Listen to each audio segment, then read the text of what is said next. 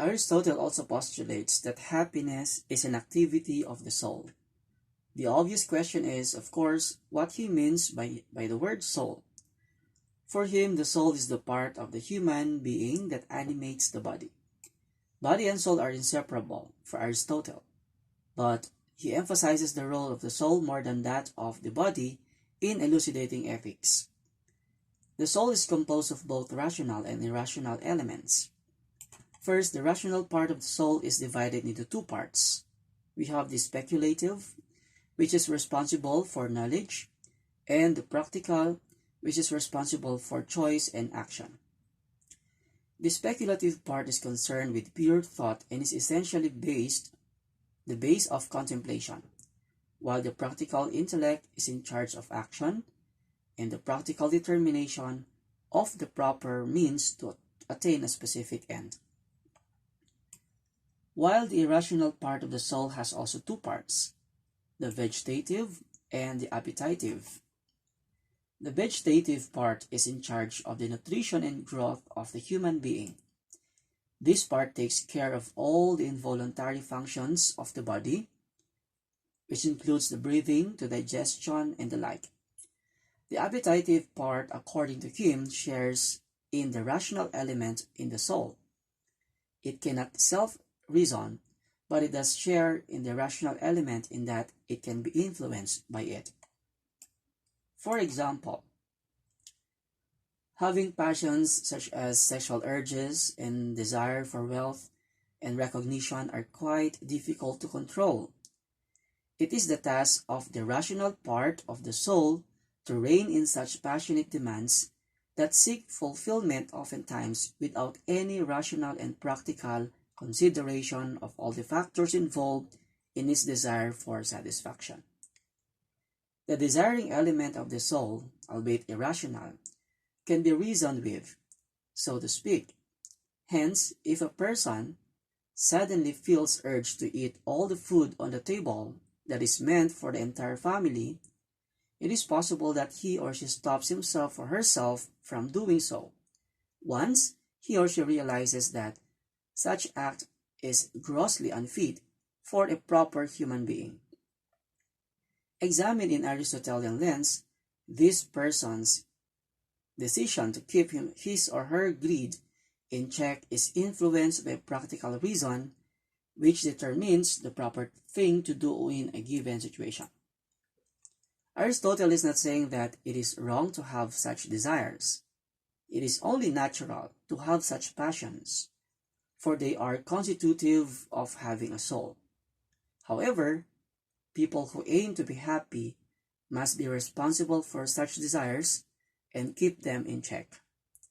For Aristotle, moral virtue is necessary in making sure that desires do not control the behavior. In his great work, The Nicomachean Ethics, Aristotle offers a detailed analysis of the virtues that has been enormously influential and is the starting point for most discussions of virtue ethics. The Greek term that is usually translated as virtue is arete. Speaking generally, arete is a kind of excellence. It is a quality that enables a thing to perform its purpose or function, or called ergon. The sort of excellence in question can be specific to a particular kind of thing. For instance, if a knife cuts excellently, is sharp, durable, and dependable for different tasks, then it may be said that it is an excellent knife. It does what it is supposed to do in the best way possible. It fulfills the essence as a tool for cutting and slicing. It may be then called a virtuous knife. To be virtuous, in other words, is to exhibit one's capacity to fulfill one's essence or purpose in such a way that one's potentiality as a particular being may be said to be actualized in the most excellent way. People performing specific functions also require specific virtues. Example, a competent accountant must be good with numbers. A soldier needs to be physically brave. But there are also virtues that is good for any human being to possess. the qualities that enable them to live a good life and to flourish as a human being. Since Aristotle thinks that what distinguishes human beings from all other animals is our rationality, the good life for a human being is one in which the rational faculties are fully exercised. These include things like the capacities for friendship, civic participation, aesthetic enjoyment, and intellectual inquiry. Thus, for Aristotle, the life of a pleasure-seeking couch potato is not an example of the good life.